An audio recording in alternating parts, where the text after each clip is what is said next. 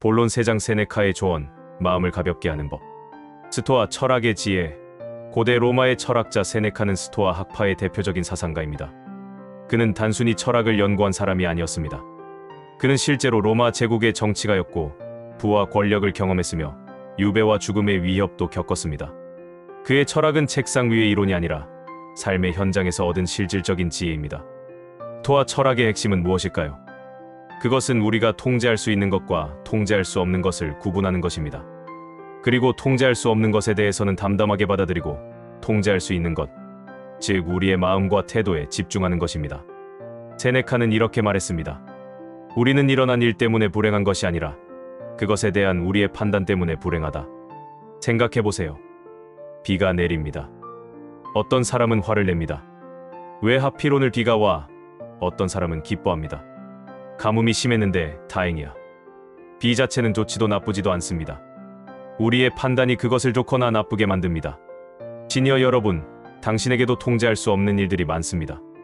나이 드는 것, 병이 생기는 것, 사람들이 떠나는 것. 이것들은 당신이 어떻게 할 수 없는 일들입니다. 하지만 당신이 통제할 수 있는 것이 있습니다. 바로 이런 일들을 어떻게 받아들이느냐, 어떤 태도로 대하느냐입니다. 집착을 내려놓는 훈련. 세네카는 집착에 대해 많은 이야기를 했습니다. 그는 부유한 사람이었지만 재산에 집착하지 않았습니다. 권력이 있었지만 권력에 매달리지 않았습니다. 그는 알고 있었습니다. 모든 것은 일시적이라는 것을. 나이가 들면 우리는 많은 것을 잃습니다. 건강, 젊음, 직업, 때로는 사랑하는 사람들까지. 이런 상실은 고통스럽습니다. 특히 우리가 그것들에 너무 집착했다면 더욱 그렇습니다. 하지만 세네카는 묻습니다. 그것들이 처음부터 당신의 것이었습니까? 우리는 아무것도 소유하지 않습니다. 우리는 잠시 빌렸을 뿐입니다. 건강도, 재산도, 심지어 우리의 몸도 영원히 우리 것이 아닙니다. 이것을 받아들이면 상실의 고통이 줄어듭니다. 세네카는 매일 아침 이렇게 자신에게 말했다고 합니다. 오늘 내가 사랑하는 사람을 잃을 수도 있다. 내 재산을 잃을 수도 있다. 내 지위를 잃을 수도 있다. 이것은 비관적인 생각이 아닙니다. 오히려 현실을 직시하는 것입니다. 이렇게 생각하면 무슨 일이 일어날까요? 역설적이게도 우리는 지금 가진 것에 더 감사하게 됩니다. 아, 오늘도 사랑하는 사람과 함께 있구나. 이 순간이 얼마나 소중한가. 집착이 사라지고 감사가 생깁니다. 한 노부부의 이야기입니다. 할아버지가 중병에 걸렸습니다. 의사는 몇 달 남지 않았다고 했습니다. 처음에는 절망했습니다. 하지만 시간이 지나면서 그들은 다르게 생각하기 시작했습니다. 우리에게 주어진 시간을 최대한 의미 있게 보내자. 그들은 매일을 선물처럼 여겼습니다. 함께 산책하고, 함께 식사하고, 함께 옛날 이야기를 나눴습니다. 할아버지는 결국 돌아가셨지만 할머니는 후회가 없었습니다. 우리는 마지막 순간까지 사랑했어요. 그것으로 충분해요. 이것이 세네카가 말하는 집착 없는 사랑입니다. 움켜쥐지 않지만 소중히 여기는 것. 영원하지 않음을 알기에 더욱 깊이 감사하는 것. 감정을 다스리는 법. 세네카는 분노에 관한 책을 썼습니다. 그는 분노를 잠깐의 광기라고 불렀습니다. 분노는 우리를 파괴합니다. 다른 사람을 해치기 전에 먼저 우리 자신을 해칩니다. 시니어들도 분노를 느낍니다. 몸이 말을 듣지 않아서, 자식들이 자주 연락하지 않아서, 세상이 자신을 무시하는 것 같아서. 이런 분노는 자연스러운 감정입니다. 하지만 세네카는 말합니다. 분노를 느끼는 것은 어쩔 수 없지만 분노에 휩쓸리는 것은 선택이라고. 어떻게 분노를 다스릴 수 있을까요? 세네카는 구체적인 방법을 제시합니다. 첫째, 분노를 느낄 때 즉시 반응하지 마세요. 잠시 멈추고 심호흡을 하세요. 10까지 세어보세요. 이 짧은 시간이 당신을 구할 수 있습니다. 둘째, 상황을 다른 관점에서 보세요. 당신을 화나게 한 사람도 나름의 이유가 있을 것입니다. 자식이 연락하지 않는다면 그것은 당신을 무시해서가 아니라 정말 바빠서일 수 있습니다. 셋째, 분노의 결과를 생각해보세요. 화를 내면 당신은 기분이 나아질까요? 아마 더 나빠질 것입니다. 관계는 개선될까요? 아마 더 악화될 것입니다. 한 할머니는 며느리와 자주 다퉜습니다. 며느리가 자신을 존중하지 않는다고 느꼈습니다. 그런데 어느 날 할머니는 생각을 바꿨습니다. 며느리도 힘들겠구나. 일하고 아이 키우고 시어머니까지 신경 써야 하니.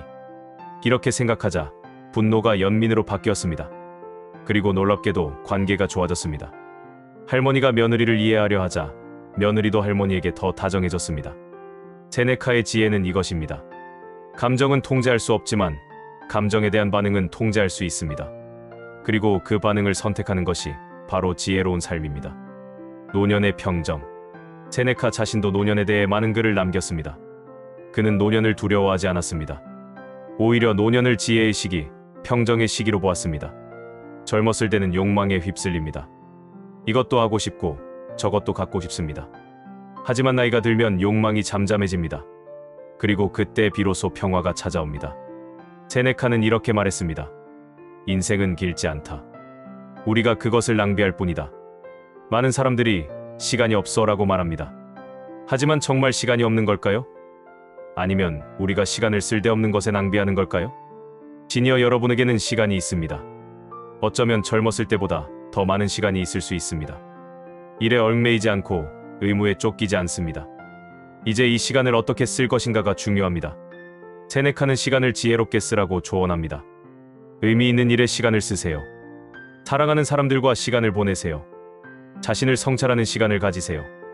책을 읽고 생각하고 글을 쓰세요. 한 70대 할아버지는 은퇴 후 매일 아침 명상을 합니다. 30분씩 조용히 앉아서 자신의 호흡에 집중합니다.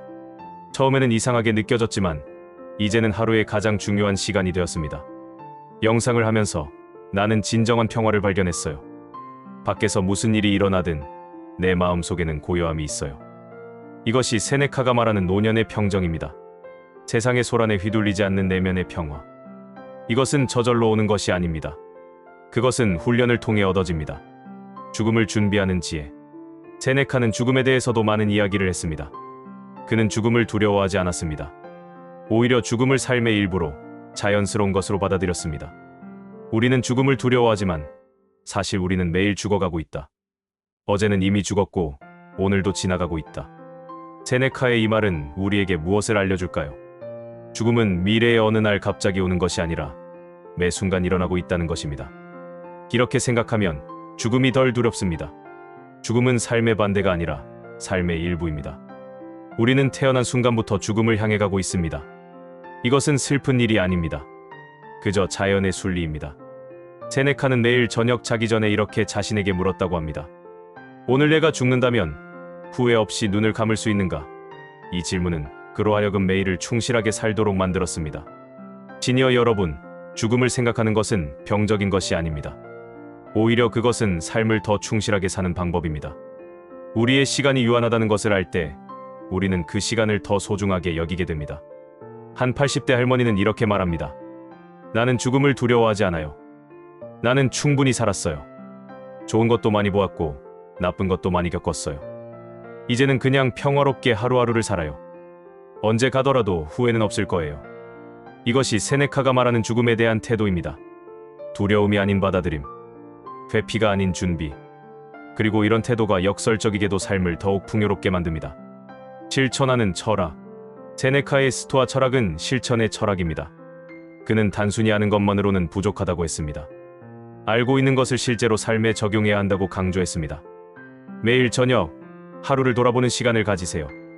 세네카는 이것을 자기 검토라고 불렀습니다. 오늘 나는 어떻게 살았는가? 화를 냈는가? 집착했는가? 아니면 평정을 유지했는가? 이렇게 스스로에게 물으세요. 매일 아침, 하루를 시작하면서 다짐하세요. 오늘 나는 평화롭게 살겠다. 통제할 수 없는 것에 대해서는 담담하게 받아들이고 통제할 수 있는 것, 즉 내 마음에 집중하겠다. 이것은 쉽지 않습니다. 우리는 자꾸 옛 습관으로 돌아갑니다. 화도 내고 집착도 하고 걱정도 합니다. 하지만 괜찮습니다. 세네카도 완벽하지 않았습니다. 중요한 것은 계속 노력하는 것입니다. 세네카는 이렇게 말했습니다. 지혜로운 사람이 되려고 노력하는 것만으로도 이미 당신은 지혜로운 사람이다. 완벽해야 한다는 압박감을 내려놓으세요. 그냥 조금씩, 매일 조금씩 나아지려고 노력하면 됩니다. 시니어 여러분, 세네카의 메시지는 명확합니다. 마음을 가볍게 하세요. 집착을 내려놓으세요. 통제할 수 없는 것은 받아들이고 통제할 수 있는 것에 집중하세요. 그러면 당신은 진정한 평화를 발견할 것입니다. 본론 내장 톨스토이가 전하는 삶의 본질과 사랑의 회복, 삶의 의미를 찾아서. 러시아의 위대한 작가 레프 톨스토이는 철학자는 아니었지만 그의 작품과 삶은 깊은 철학적 통찰로 가득합니다. 그는 부와 명예를 모두 가진 사람이었지만 50대에 심각한 정신적 위기를 겪었습니다. 그는 자신에게 물었습니다. 내 삶의 의미는 무엇인가? 나는 왜 사는가? 이 질문은 많은 시니어들이 던지는 질문이기도 합니다. 일을 그만두고 자식들이 독립하고 인생의 주요 목표들을 이룬 후에 우리는 문득 생각합니다. 이제 뭘 하지? 내 삶의 목적은 무엇이지? 톨스토이는 이 질문과 씨름했습니다. 그리고 그가 찾은 답은 놀랍도록 단순했습니다. 삶의 의미는 사랑에 있다는 것입니다. 그것도 낭만적인 사랑이 아니라 더 깊고 넓은 의미의 사랑. 타인에 대한 연민, 봉사, 선함입니다. 톨스토이는 깨달았습니다. 우리가 다른 사람을 위해 무언가를 할 때 우리의 삶은 의미를 갖는다는 것을, 아무리 작은 일이라도 누군가에게 도움이 되는 일을 할 때 우리는 진정한 기쁨을 느낀다는 것을. 한 시니어의 이야기를 들려드리겠습니다. 그는 은퇴 후 무료함에 시달렸습니다.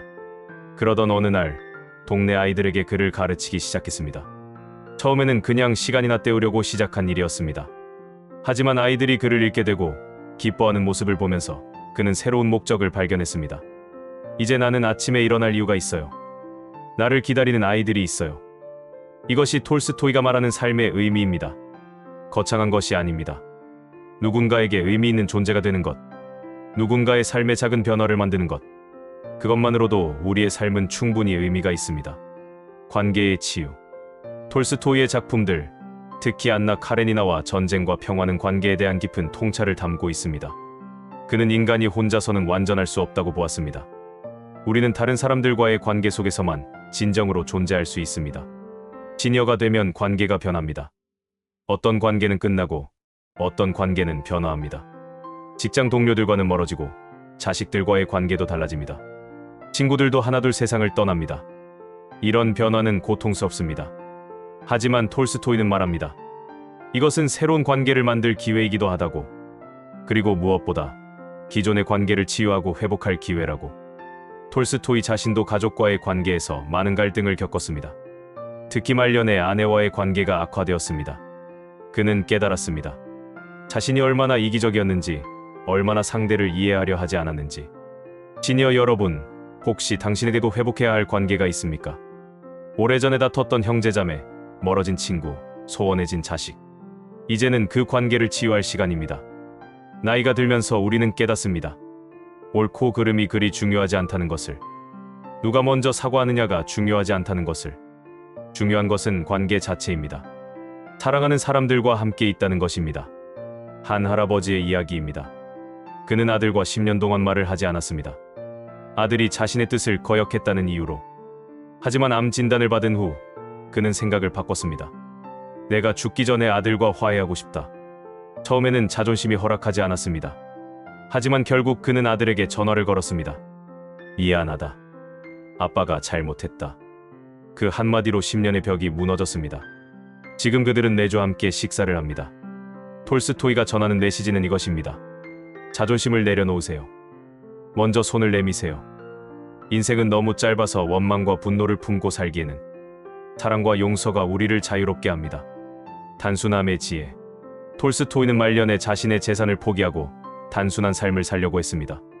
그는 귀족으로 태어나 부유하게 살았지만 진정한 행복은 물질에 있지 않다는 것을 깨달았습니다. 그는 농부들과 함께 일하고 스스로 신발을 만들고 소박하게 살았습니다. 많은 사람들이 그를 이상하게 여겼지만 톨스토이는 행복했습니다. 그는 발견했습니다. 단순한 삶이 오히려 더 풍요롭다는 것을.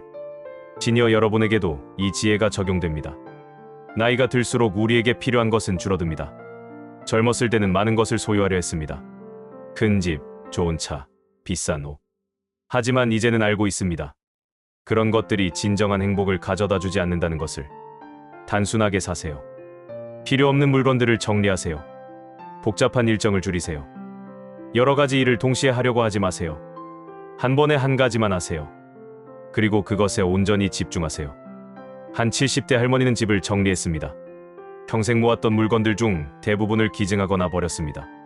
처음에는 아까웠지만 점점 마음이 가벼워지는 것을 느꼈습니다.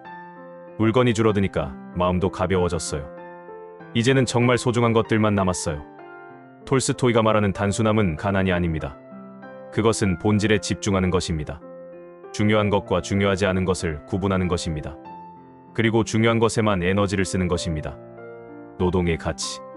톨스토이는 노동을 중시했습니다. 그에게 노동은 단순히 돈을 버는 수단이 아니었습니다. 그것은 삶의 의미를 만드는 행위였습니다. 손으로 무언가를 만들고 땅을 일구고 타인을 돕는 것. 이런 활동들이 우리를 인간답게 만든다고 그는 믿었습니다.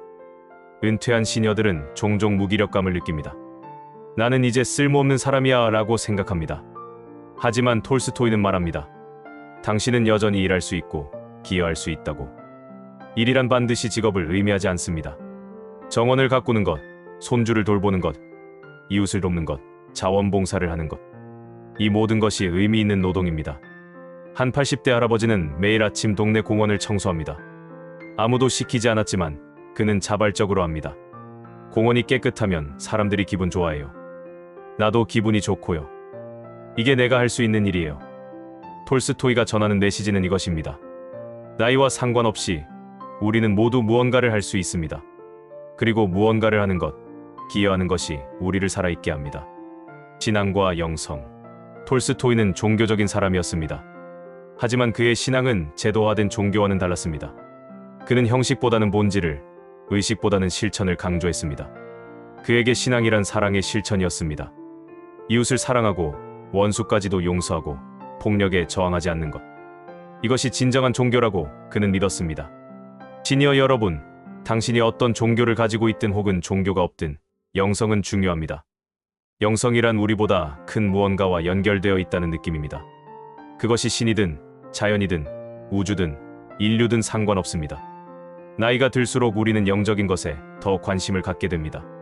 젊었을 때는 물질적인 것, 현실적인 것에 몰두했지만 이제는 더 깊은 질문을 던집니다. 나는 왜 존재하는가? 죽음 이후에는 무엇이 있는가? 내 삶의 궁극적인 의미는 무엇인가? 이런 질문들을 두려워하지 마세요. 오히려 이 질문들과 씨름하세요. 명상을 하고 기도를 하고 자연 속에서 시간을 보내세요. 조용히 앉아서 자신의 내면을 들여다보세요. 한 할머니는 내일 저녁 일몰을 바라봅니다. 그냥 조용히 앉아서 해가 지는 것을 봅니다. 그녀는 말합니다. 그 순간 나는 무언가 큰 것의 일부라고 느껴요. 나는 혼자가 아니에요. 이 우주와 연결되어 있어요.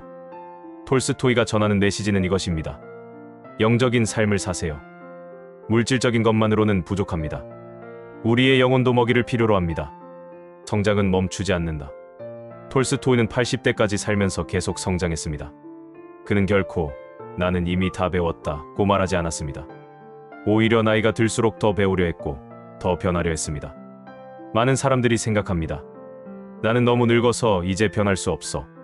하지만 이것은 거짓입니다. 최근 뇌과학 연구들은 보여줍니다. 우리의 뇌는 나이와 상관없이 계속 변화할 수 있다고. 이것을 신경가 소성이라고 합니다. 당신도 여전히 배울 수 있습니다. 새로운 언어, 새로운 기술, 새로운 취미. 무엇이든 가능합니다. 중요한 것은 시도하는 것입니다. 한 75세 할아버지는 컴퓨터를 배우기 시작했습니다. 처음에는 마우스조차 제대로 사용하지 못했습니다. 하지만 포기하지 않았습니다. 지금은 이메일을 보내고 영상 통화를 하고 심지어 블로그까지 운영합니다. 나이는 숫자일 뿐이에요. 배우려는 마음만 있으면 뭐든 할 수 있어요. 톨스토이의 삶이 우리에게 가르쳐주는 것은 이것입니다. 성장은 죽는 순간까지 계속됩니다. 우리는 언제나 더 나은 사람이 될 수 있습니다. 더 사랑하는 사람, 더 지혜로운 사람, 더 자유로운 사람. 삶의 온도. 톨스토이의 작품들은 삶의 온기로 가득합니다. 그는 인간의 약점도, 실수도, 고통도 따뜻하게 그려냅니다. 그에게 삶은 완벽해야 하는 것이 아니었습니다. 삶은 그저 살아가는 것, 사랑하는 것, 실수하고 배우는 것이었습니다. 시니어 여러분, 당신의 삶에도 온기가 필요합니다. 너무 차갑게, 너무 이성적으로만 살지 마세요. 감정을 표현하세요. 웃고, 울고, 화내고, 기뻐하세요. 손주를 안아주세요. 배우자의 손을 잡으세요. 친구에게 전화해서 보고 싶다고 말하세요. 이런 작은 표현들이 삶을 따뜻하게 만듭니다. 한 부부의 이야기입니다. 그들은 결혼 50주년을 맞이했습니다. 사람들이 물었습니다. 어떻게 그렇게 오래 함께 할 수 있었어요? 할아버지가 답했습니다. 특별한 비결은 없어요. 그냥 서로를 사랑했어요. 매일 사랑해라고 말했어요. 작은 것에 감사했어요. 톨스토이가 전하는 마지막 메시지는 이것입니다. 삶을 따뜻하게 사세요. 사랑하세요. 용서하세요. 감사하세요. 그러면 당신의 인생은 아름다운 이야기가 될 것입니다.